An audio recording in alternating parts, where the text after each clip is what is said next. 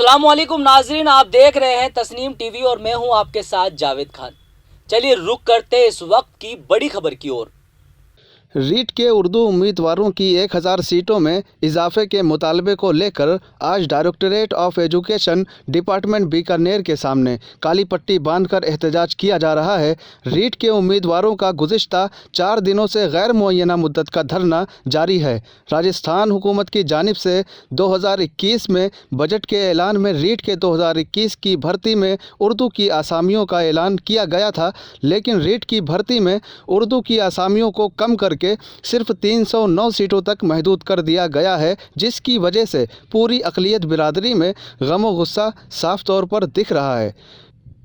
इसके बारे में रीट के उम्मीदवारों की जानिब से 1000 सीटों की मंजूरी के लिए एडवोकेट पप्पू खिलजी की क़यादत में एहतजाज किया जा रहा है, जो कि पिछले 4 दिनों से जारी है और आगे भी जारी रहेगा। जैसा कि रीट उम्मीदवारों की जानिब से कहा जा चुका है कि ये एहतजाज गैर मुअय्यना मुद्दत के लिए है, तो जब तक हुकूमत उनके मुतालबात को तस्लीम नहीं कर लेती है तब तक ये धरना जारी रहेगा।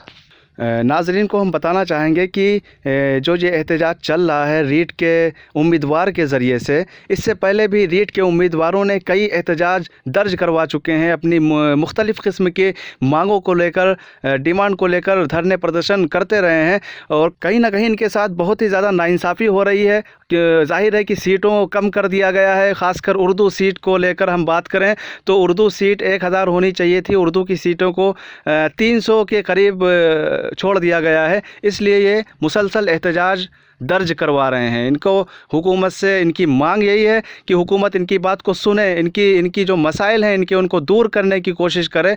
जब तक हुकूमत इनके मसाइल पर कान नहीं धरती है, जब तक इनकी तरफ तवज्जो नहीं मरकूज़ करती है, तब तक ये धरना प्रदर्शन चलता रहेगा, ऐसा कहना है रीट के उम्मीदवारों का।